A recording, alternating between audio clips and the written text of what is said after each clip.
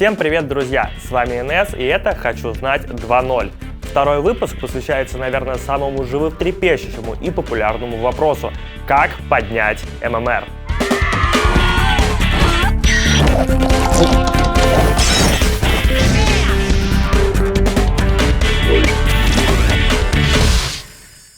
Хоть ММР и не является абсолютным показателем, он все-таки отражает ваш уровень игры. И каждый хочет себе ММР побольше, чтобы тыкать им своим друзьям в лицо или просто играть с более скилловыми противниками. Желание это абсолютно понятно, так что я постараюсь помочь. Но сразу хочу огорчить всех, кто подумал, что сейчас я расскажу какой-то способ поднять ММР на халяву. Таких способов нет, факт остается фактом. ММР растет вместе с вашим уровнем игры, и выше головы прыгнуть очень тяжело. Но все-таки есть несколько способов сдвинуться с мертвой точки и заработать ММР больше, чем есть у вас в данный момент. Итак, первое и самое важное – выбор героя. Многие игроки жалуются, что, мол, я такой весь про, а ММР и не растет. Но при этом ферстпикают слабых героев, которых легко законтрить и которые оказываются абсолютно бесполезны в игре. А особенно поражают всякие суперпрофессионалы, которые берут на ФП пуджа в мид или какого-то врестинга на кэрри. В итоге получают в ответ вайпера в мид или вражеского фантом лансера на кэрри. Само собой страдают всю игру, фидят, но обвиняют всех вокруг, кроме себя. Заткнись, ничего не говори вообще, дебил, Слышь, ты, аутист, ты, бесишь, не пьем. Выбор верного героя — это основополагающая часть победы. Именно поэтому в профессиональных играх этому отводится огромная роль. Профессионалы не просто так берут тех или иных героев в первой стадии пиков. Как правило, это те персонажи, которым не очень важно, какие противники будут против, они хороши во всех ситуациях. Пикая их, вы как минимум не получите порцию недовольства от своей команды, как максимум начнете намного чаще выигрывать. Старайтесь на первой пике брать саппортов.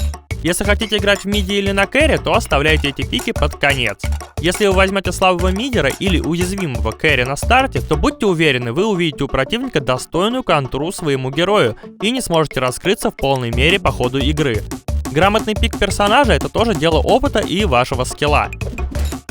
Если сейчас вы не знаете, какой герой будет лучше в той или иной ситуации, то не отчаивайтесь, это знание придет со временем. Вам в помощь также может быть моя передача «Полная контра», в которой я постоянно освещаю, какими героями лучше всего контрить тех или иных персонажей противника. Для каждого патча и каждой меты эти герои различны, поэтому я советовал бы вам смотреть игру профессиональных команд и отмечать, каких именно персонажей они берут на все роли. Есть еще одна важная вещь с выбором героя. Никогда, вообще никогда не берите героя на ту же позицию, на которой уже кто-то стоит.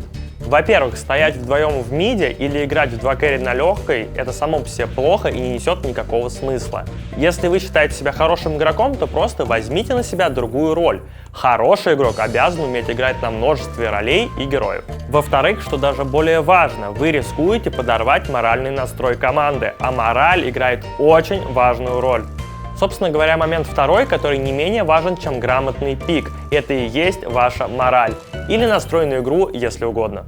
Люди начинают тратить свои силы и энергию не на победу, а на чат, который отвлекает их и всех остальных от игры. Все, кто так делают, загоняют себя в ловушку, из которой очень тяжело выбраться. Обвиняя всех вокруг по поводу и без, эти люди в каждую новую игру заходят, будучи уверенными, что сейчас снова попадется какой-то парень, который все заруинит. Что ты делаешь? Господи! ДЦПшник! Изи. Потом эти товарищи пишут слезные посты на форумах о том, что ММР поднять невозможно, я всегда играю с 4 упырями, что же делать? Не забывайте и про voice-чат. Если вы считаете, что разбираетесь в игре, знаете, кому и что сделать, то не стесняйтесь говорить об этом союзникам, это очень помогает. Только не ведите себя как босс и командир, это всех бесит. Вы не босс, вы один из 5 игроков, мягко советуйте тиммейтам сборки и другие вещи, и они обязательно к вам прислушаются. Не давите на людей и не ругайтесь, если они не сделали, как вы сказали. В конце концов, они вам ничем не обязаны. А начиная срач в voice-чате, вы снова возвращаетесь к моменту, где подрываете мораль себе и своей команде. Играя в пабе, я постоянно встречаю нытиков. По-другому этих людей не назвать. Они начинают ныть, как только увидели неправильный, по их мнению, пик или ошибочные действия союзников. Стоит понимать, что по теории вероятности не может быть такого, что на длинные дистанции тебе всегда попадаются плохие игроки. Если взять выборку из 100 игр, то игр, где за вас играли более слабые игроки, будет процентов 40.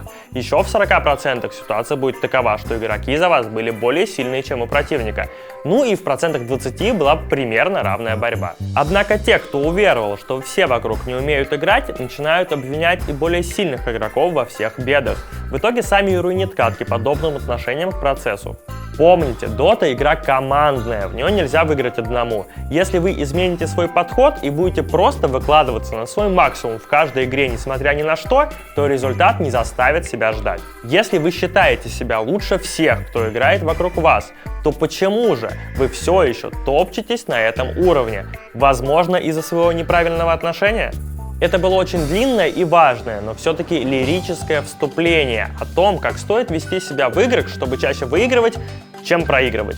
Впрочем, если вы отнесетесь к нему серьезно, то удивитесь, насколько быстро ваши дела пойдут в гору.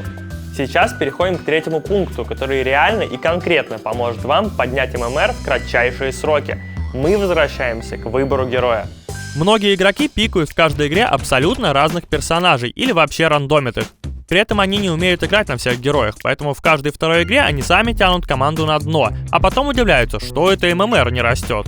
Само по себе это неплохо, так как вы потихоньку изучаете всех героев и учитесь играть на них. Это важный момент. Но поднять ММР так крайне тяжело, часто ваш герой будет не подходить под ситуацию или будет откровенно слаб.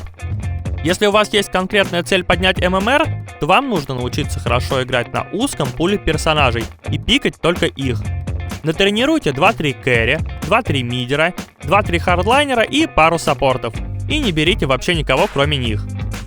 Для каждой меты герои, которых стоит тренировать, различны. Каждый патч ослабляет кого-то и поднимает других, поэтому нужно постоянно адаптироваться к новым условиям.